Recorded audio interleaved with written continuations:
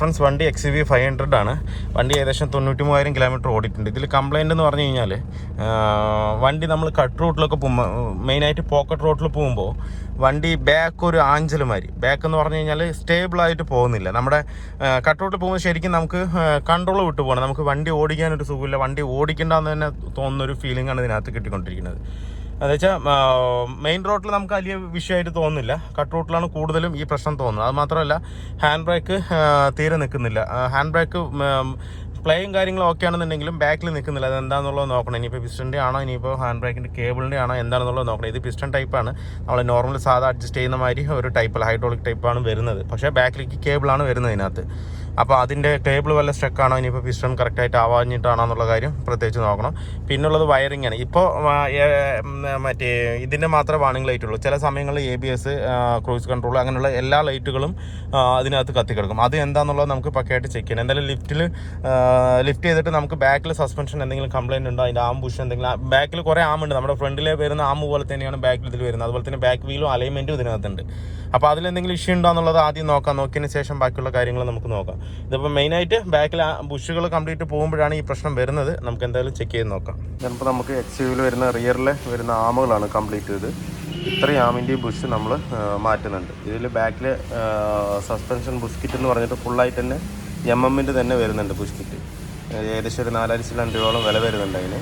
അപ്പോൾ ഇത്രയും ബുഷ് കിറ്റുകൾ നമുക്ക് ഇതിനകത്തുനിന്ന് മാറണം. ഇതിൽ ഒരു 4-5 ആമിൻ്റെ ബുഷാണ് പൂർണ്ണമായിട്ടും പോയത്. ബാക്കിയെല്ലാം ചെറിയ ചെറിയ ക്രാക്കായിട്ട് നിൽക്കണം. പിന്നെ നമ്മൾ ഇത് ഇറക്കുമ്പോൾ അഴിക്കുമ്പോൾ എന്തായാലും ബാക്കിലെ ക്രോസ് കംപ്ലീറ്റ് ഇറക്കിയിട്ട് വേണം അഴിക്കാനായിട്ട്. അപ്പോൾ ഇത്രയും ബുഷ് കിറ്റുകൾ, ആം ബുഷ് കിറ്റുകൾ അതിനകത്ത് ഉണ്ട് റിയറിൽ. അപ്പോൾ ഇത് കംപ്ലീറ്റ് ആയിട്ട് നമുക്ക് ഇതിനകത്ത് നിന്ന് മാറാം. XUVയുടെ കംപ്ലീറ്റ് ബുഷ് കിറ്റും ഇപ്പോൾ പ്രസ് ചെയ്ത് വന്നിട്ടുണ്ട്.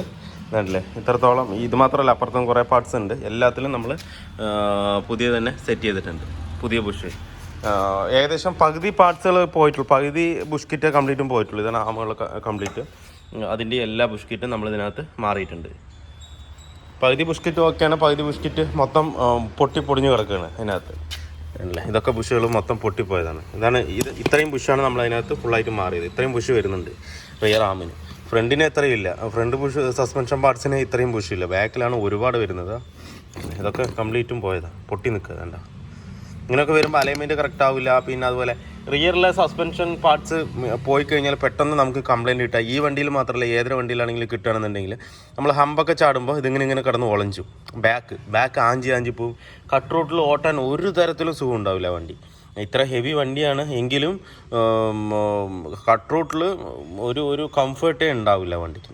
ഇതൊക്കെ ഒരുപാട് സാധനങ്ങളാണ് ഈ XUV മഹേന്ദ്രയിലേക്ക് കൊടുത്തിരിക്കുന്നത്.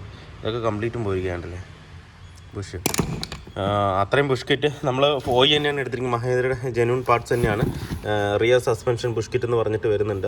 അതിൽ തന്നെ എല്ലാം ഇതും വരുന്നുണ്ട്. കണ്ടല്ലേ, അപ്പർ ആം ലിങ്ക്, ലോവർ ആം ലിങ്ക്, ഷോക്ക് അബ്സർ, അങ്ങനെ എല്ലാ ബുഷ് കിറ്റും വരുന്നുണ്ട്. നമ്മൾ ഷോക്ക് അപ്സിൻ്റെ 2 ബുഷ് മാത്രം മാറിയിട്ടില്ല, അത് കുഴപ്പമില്ല. പിന്നെ ഇതിൽ തന്നെ കട്ട് ബുഷ് വരുന്നുണ്ട്. എല്ലാം ഒറിജിനൽ കിറ്റ് തന്നെയാണ്. കണ്ടില്ലേ, ഇതിൽ തന്നെ നമുക്ക് പാട്ടും കറക്റ്റായിട്ട് എഴുതിയിട്ടുണ്ടാവും. ഓരോന്നിൻ്റെയും എഴുതിയിട്ടുണ്ട് അതിനകത്ത്, ബുഷ്, ലോറാം. അപ്പോൾ അതുകൊണ്ട് നമുക്ക് മാറിപ്പോകാനും ഇതില്ല, എല്ലാം കറക്റ്റായിട്ട് നമുക്ക് വെക്കാൻ പറ്റും. ഇപ്പോൾ കട്ട് ബുഷ് 2 ബുഷ് മാത്രം പുതിയതുണ്ടായിരുന്നു. അത് ഷോക്കിൻ്റെ ബുഷാണ് 2 അത് നമ്മൾ മാറ്റിയിട്ടില്ല. ബാക്കിയുള്ള സസ്പെൻഷൻ പാർട്സ് എല്ലാം മാറ്റിയിട്ടുണ്ട്. ഇനിയിപ്പോൾ നമുക്ക് ABS-ന് സെൻസർ ഒരെണ്ണം മാറാനുണ്ട്. പിന്നെ അത്ര തന്നെ. വേറെ സ്കാൻ ചെയ്തതിൽ വേറെ 1-2 കംപ്ലയിൻറ്റ്, ഓയിൽ പ്രഷറിൻ്റെ സ്വിച്ചിന് എന്തോ ഒരു കംപ്ലയിൻ്റ് ഉണ്ട്, അതും കൂടെ ഒന്ന് നോക്കണം. അത്ര തന്നെ. ബാക്കി എല്ലാ വണ്ടി പക്ക ഓക്കെയാണ്. ഇതാണ് റിയർ ക്രോസ് വരുന്നത്. ഈ റിയർ ക്രോസിലേക്കാണ് നമ്മൾ ഇത്രയും പാർട്സ്, റിയറിലെ സസ്പെൻഷൻ പാർട്സ് കംപ്ലീറ്റും കയറ്റേണ്ടത്. എന്നിട്ട് വേണം കയറ്റാനായിട്ട്. കംപ്ലീറ്റ് സെറ്റോട് കൂടിയിട്ടാണ് നമ്മൾ അഴിച്ചെടുത്തിരിക്കുന്നത്, ഫുൾ സെറ്റായിട്ട്. എന്ന് വെച്ചാൽ നമുക്ക് അവിടെ നിന്ന് തന്നെ അഴിക്കണമെന്നുണ്ടെങ്കിൽ ഒരുപാട് പ്രയാസമാണ് അഴിക്കാനായിട്ട്. ഓരോരോ ബോൾട്ടും നെട്ടും അഴിക്കണമെന്നുണ്ടെങ്കിൽ ഒരുപാട് ബുദ്ധിമുട്ട്. അപ്പോൾ നമ്മൾ ഈ ക്രോസ് കംപ്ലീറ്റ് ആയിട്ട് ഇറക്കുകയാണെന്നുണ്ടെങ്കിൽ പിന്നെ വെളിയിലിട്ടിട്ട് നമ്മുടെ സൗകര്യത്തിനനുസരിച്ച് എങ്ങനെ വേണമെങ്കിൽ തിരിച്ചാൽ മറിച്ചായിട്ടിട്ട് സുഖമായിട്ട് അഴിക്കാൻ പറ്റും. ഒക്കെ ഗണ്ണിട്ട് അഴിച്ചു കഴിഞ്ഞാൽ കുറച്ചുകൂടെ ഈസി ആയിരിക്കും. ഇതാണ് റിയൽ അലൈൻമെൻറ്റ് ബോൾട്ട് വരുന്നത്. അലൈൻമെൻറ്റ് അതുപോലെ ടൈറോഡ് എൻഡ് എല്ലാം വരുന്നുണ്ട് ഇതിനകത്ത്.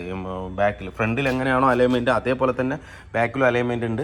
ആ അലൈൻമെൻറ്റ് പക്കയായാൽ മാത്രം തന്നെ വണ്ടി പക്ക സ്മൂത്തായിട്ട് പോകുള്ളൂ. ഫ്രണ്ടിൽ എങ്ങനെയാണോ അലൈൻമെൻറ്റ് തെറ്റിയാൽ കുടയുന്നത് അതേപോലെ ബാക്കിൽ അലൈൻമെൻറ്റ് തെറ്റിയാലും ഭയങ്കര ബുദ്ധിമുട്ടായിരിക്കും. ഫ്രണ്ടിൽ അലൈൻമെൻറ്റ് തെറ്റിയാലും നമുക്കൊരു കൺട്രോൾ ഉണ്ടാകും. ബാക്കിൽ അലൈൻമെൻറ്റ് തെറ്റി കഴിഞ്ഞാൽ തൂക്കി അടിക്കും ബാക്ക്. ഇങ്ങനെ എന്താ പറയുക, പാമ്പ് അലയന്മാരി കഴിഞ്ഞിട്ടേ പോവുള്ളൂ വണ്ടി. അപ്പോൾ എന്തായാലും ഇതാണ് ക്രോസിൽ. ഈ ക്രോസിലാണെങ്കിൽ ഇപ്പോൾ ബാക്കിയുള്ള സാധനങ്ങൾ കംപ്ലീറ്റ് നമ്മൾ സെറ്റ് ചെയ്തിട്ട് വേണം വണ്ടിക്കകത്ത് കയറ്റാനായിട്ട്.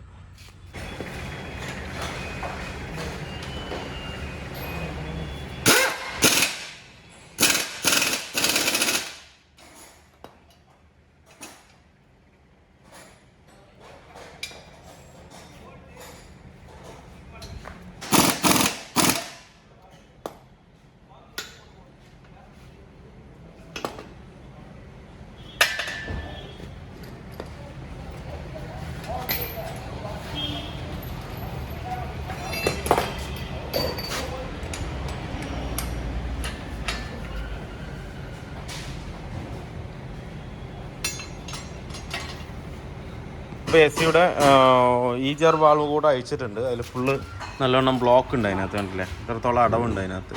ഇത്രത്തോളം അടവ് വരുമ്പോൾ ആ പുള്ളിങ്ങിന് വലിയ നല്ലോണം വ്യത്യാസം വരും. അതുപോലെ തന്നെ ഈജറിൻ്റെ ഇതിൻ്റെ ഉള്ളിലെ ഹോളും ഫുള്ളും അടഞ്ഞിരിക്കുകയാണ്, ബ്ലോക്കാണ്. അപ്പോൾ നമുക്ക് രണ്ടും അഴിച്ചൊന്ന് പക്കയായിട്ട് ക്ലീൻ ചെയ്യും. ഇതാണ് ഈ ഈജർ വാൾവ് വരുന്നത്. ഇലക്ട്രോണിക് ടൈപ്പ് അല്ല, വാക്കൺ ടൈപ്പാണ്. ഇതും ക്ലീൻ ചെയ്യണം നമുക്ക്. ഇത് ഫുള്ളായിട്ട് നമുക്ക് കാർബൺ സ്പ്രേ അടിച്ച് മാത്രമേ ഇത് ക്ലീൻ ചെയ്യാൻ പറ്റുള്ളൂ. ബാക്കിയുള്ള നമുക്ക് കെമിക്കലിട്ട് ക്ലീൻ ചെയ്യാം.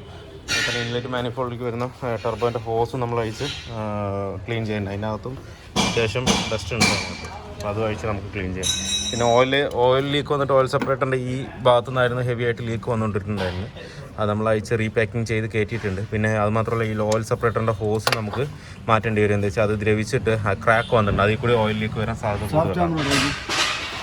നമ്മൾ ഈ ചെറുവാൾവ് കംപ്ലീറ്റ് ക്ലീൻ ചെയ്ത് കയറ്റിയിട്ടുണ്ട്.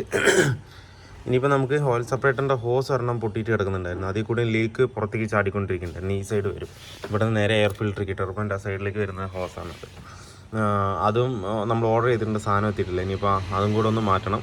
പിന്നെ ഒന്ന് കംപ്ലീറ്റ് ഒന്ന് വാഷ് ചെയ്തിട്ട് വേണം പിന്നെ മറുപടി കയറ്റാനായിട്ട്. ഈ ജിആറിൻ്റെ കംപ്ലീറ്റ് നമ്മൾ ക്ലീൻ ചെയ്ത് ക്ലീൻ ചെയ്ത് എല്ലാം സെറ്റാക്കി വെച്ചിട്ടുണ്ട്. എന്തായാലും ഇപ്പോൾ ഈ ജിആർ ക്ലീൻ ചെയ്തുകൊണ്ട് പുള്ളിങ്ങനെ നല്ലൊരു വേരിയേഷൻ ഇതിനകത്ത് ഉണ്ടാവും. എന്തായാലും ബാക്കി പണികളും കൂടെ കഴിഞ്ഞിട്ട് നമുക്കൊന്ന് ഓടിച്ച് നോക്കാൻ വേണ്ടി. XUVയുടെ വർക്ക് ഫുള്ളി കംപ്ലീറ്റ് ആയിട്ടുണ്ട്. അപ്പോൾ ഇതിൽ നമ്മൾ ചെയ്തതെന്ന് പറഞ്ഞാൽ റിയർ സസ്പെൻഷൻ ആം ബുഷ് കിറ്റാണ് ഇതിനകത്ത് കംപ്ലീറ്റ് ആയിട്ട് മാറിയിരിക്കുന്നത്. പിന്നെ അത് മാത്രമല്ല, ഇതിൽ നേരത്തെ ഒരു കംപ്ലൈൻ്റ് ഉള്ളത് ഹാൻഡ് ബ്രേക്ക് വർക്കിംഗ് അല്ല. ഹാൻഡ് ബ്രേക്ക് ഇട്ടാലും ഹാൻഡ് ബ്രേക്ക് കറക്റ്റായിട്ട് നിൽക്കില്ല. അപ്പോൾ ഇത് ഹാൻഡ് ബ്രേക്ക് വരുന്നത് കേബിളിൻ്റെയോ അല്ലാന്നുണ്ടെങ്കിൽ വേറെ ഒന്നല്ല. ഇതിൽ കേബിളാണെന്നുണ്ടെങ്കിലും ഹൈഡ്രോളിക്കിലാണ് വർക്ക് ചെയ്യുന്നത്. കാലിപ്പറിൽ തന്നെ ഒരു ഹൈഡ്രോളിക്കിൽ ഒരു ലോക്ക് സിസ്റ്റം പോലെയാണ് ഇതിൻ്റെ ഹാൻഡ് ബ്രേക്ക് വർക്ക് ചെയ്യുന്നത്. അത് കാലിപ്പർ കംപ്ലൈൻ്റ് ആയി കഴിഞ്ഞാൽ പിന്നെ അത് ഹാൻഡ് ബ്രേക്ക് ഒട്ടും തന്നെ വർക്കാവില്ല. അപ്പോൾ അതിൻ്റെ കാലിപ്പർ രണ്ടെണ്ണം നമ്മൾ യൂസർ മേടിച്ചിട്ടിട്ടുണ്ട്.